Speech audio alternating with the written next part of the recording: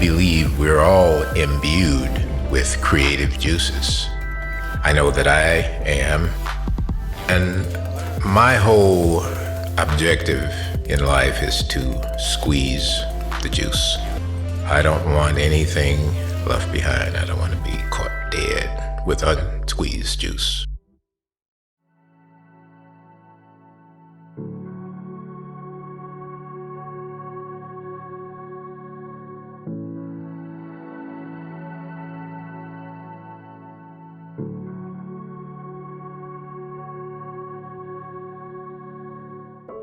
It's interesting. My influences came from all kinds of different places. My primary interest was not in advertising. My interest was in what I would call persuasive communications and the psychology of it.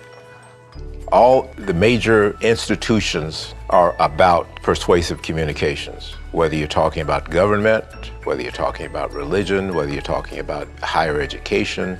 Of those, I would say advertising is the purest form of persuasive communications because it makes less pretense about what its purpose is. I'm going fishing today.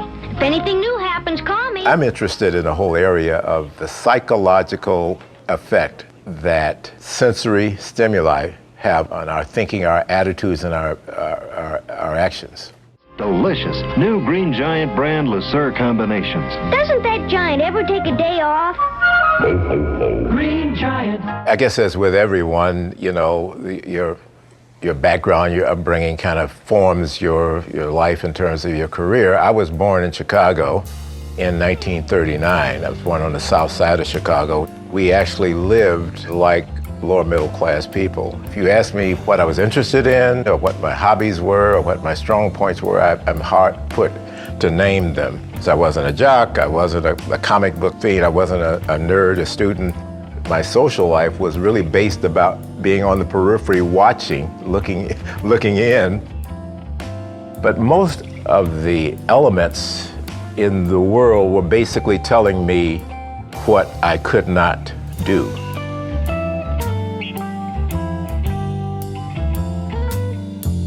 And that followed me all the way from my father. What he said was, what makes you think that you can go to college? You'll be lucky if you could pass the post office exam. Now let's string that on to I go to college, I get an advertising professor, well-meaning one, and I tell him that I'm interested in going into advertising. And he says, what makes you think you can get into the advertising business? Look at the advertising business. It is lily white. Why would you think you'd be able to penetrate that curtain? In the lives of most people, especially young black men, there are many more negative influencers than positive ones. But if you take the things that people tell you that you can't do, it can motivate you more than the things that you hear from people who love you and believe in you. Because the thing about my mother is that it wouldn't matter if I performed or didn't perform or achieved or didn't achieve. She's my mother and she loves me. So that's less inspirational than my father telling me that I can't do something, because I was more interested in proving him wrong than I was in proving her right. And I remember one day I was in high school and I took this aptitude test. There were two areas where I came out strong. There was a category called artistic, and there was another category called persuasive. I go to my teacher, Miss Bulin, shout out to Ethel Bulin, wherever she may be, and I said, Miss Bulin, what does this mean? She said, maybe you ought to think about being in the advertising business as a creative person. I said, what is that? She said, the advertising that you see was written by somebody. Somebody came up with that, and maybe that's something you could do. I said, okay, that's what I'm going to do. So I just started everything I could find out about advertising. Every book, every ad, every commercial. Who walks the stair without a care and makes the happiest sound. Bounce up and down just like a clown. Everyone knows it's Linky. I was the first Negro, that's what we called ourselves then, to get into the advertising business in the city of Chicago in 1960. And I was very fortunate that Wade Advertising, which was the third largest agency in Chicago at the time, decided with great deliberation to hire an African American to work in the mailroom at their agency. It was, for them, revolutionary. There was nobody doing anything, including mailroom or any other kind of menial task. So when I got the job, I immediately went on the campaign to look like I didn't belong in that job. I watched how people in the agency walked and talked and looked and appeared, and I took on that persona. And I'm pushing this mail cart around, but I'm doing it with a certain kind of style and a certain kind of assurance that begs the question, wait a minute, what is that guy doing in a job like this? In the mailroom, you know everything that's going on. And I learned about some of the problems that they were having with Alka-Seltzer, one of their accounts. And I took it upon myself to go out and do some research. You know what they always say? Relief is just a swallow away. So one day I'm rolling my cart around delivering mail, and I get to Bob Blackburn's office. He's the creative director. And he's sitting there by himself, but I decided that I was going to go in and talk about the issue with Alka-Seltzer. After talking to him about the work that I did, I then said, well, Bob, do you think it makes any sense for me to be pushing this mail cart around when I could be sitting behind a desk helping you solve some of these problems? 2 weeks later, I'm sitting behind a desk. Didn't have an office yet, but it was a desk outside of an office of a copywriter. And I became a copy cub, a junior copywriter, working on Alka-Seltzer and working on Robin Hood flour. So that's how that whole thing evolved and how I got into the business. Robin Hood, Robin Hood, Robin Hood. They're playing my song.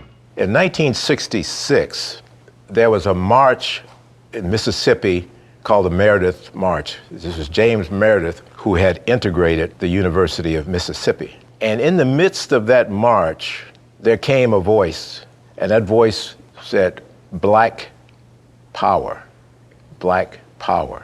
We want black power. We want black power. What it suggested, or what it said actually, was that you can maintain your difference, your identity, your culture, and still be equal. Black power, black is beautiful, all of the symbolism that went with that, interestingly, spawned the concept of black business. The one unique thing about black people is that they came to this country like no other group of people, primarily against our will and in bondage, and going through a level of suffering that nobody else had to go through. And out of that came a set of attitudes and actions that manifested themselves in marketplace behavior. I had amassed 10, 11 years of experience working in an advertising agency. I started to see how I might bring something to the party in an entrepreneurial sense. The whole reason for starting an advertising agency that focused on the black consumer market was that the idea that we could be different. 60 non-stop minutes across the tracks of your Our mantra was, black people are not dark-skinned white people. That was our message to prospective clients. That because we came here in a totally different way, that means that we have different marketplace behavior that needs to be attended to if you want to be successful with this market segment. What I had to do, and what I was able to do successfully, is convince two major advertisers to do black-oriented, black-focused advertising and put it on television. And the basis of sale was that I put this in blood. I wrote it. I guarantee you that if we do advertising that focuses on the African American market and the traditions and customs and special sensory cues, not only will it be effective against the black consumer market, it will be equally effective against the white market that sees it. That was what led us to Coca-Cola Company. The Coca-Cola Company led us to their partner, the McDonald's Corporation. At McDonald's, we do it all for you.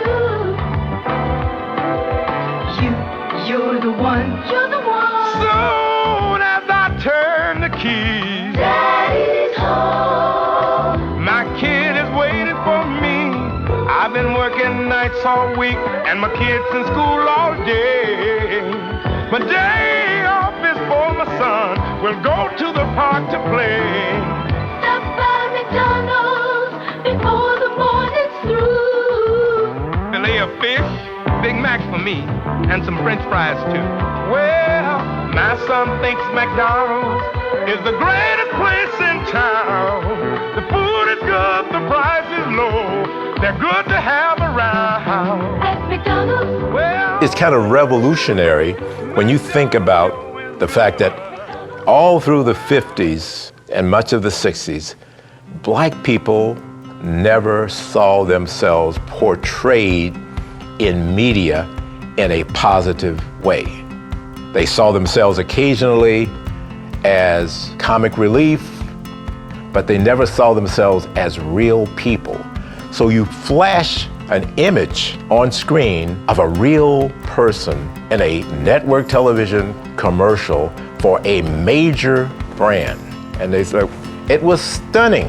It's interesting that it was absolutely revolutionary, but it was so simple. All we said was, let's show black people in a positive, realistic way, doing things that are culturally attuned to how we live. Coke adds life to everything that makes your living nice. Coke adds life and everybody wants a little life. Oh yeah, Coke adds life. Coke adds life. Coke adds life. Coke adds life. Coke adds life to everything that makes your living nice.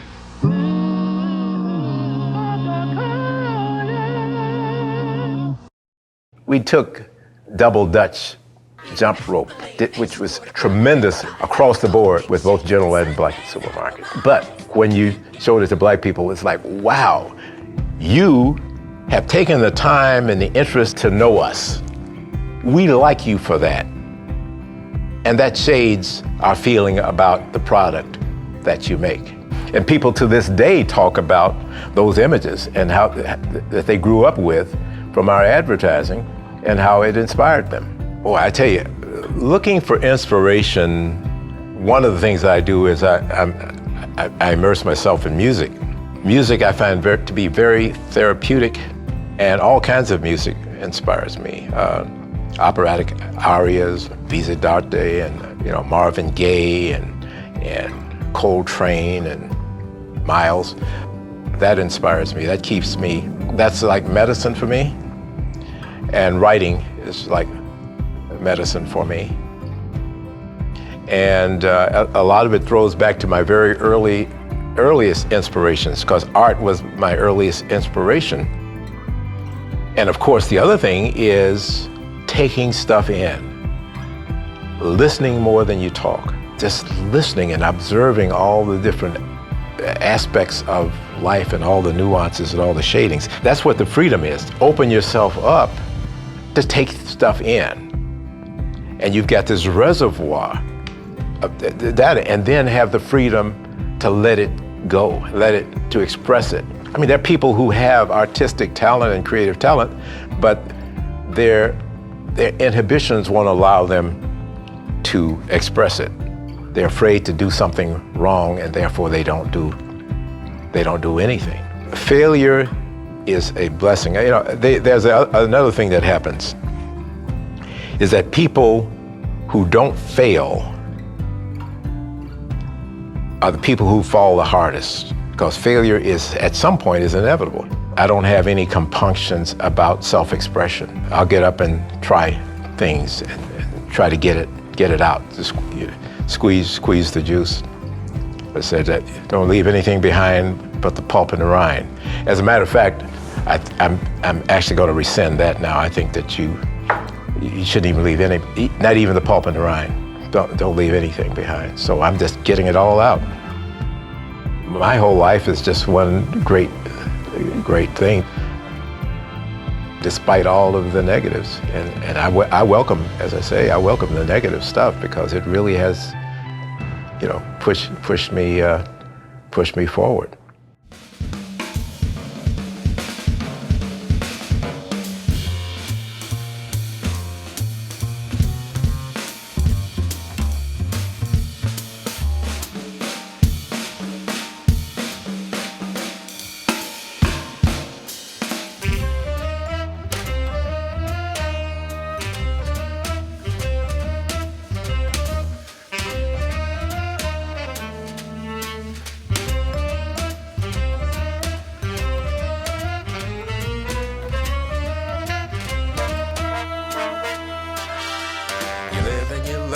Gives you only one turn.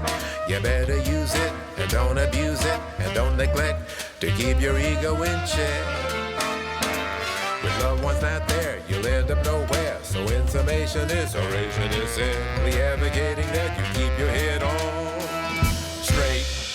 No chaser.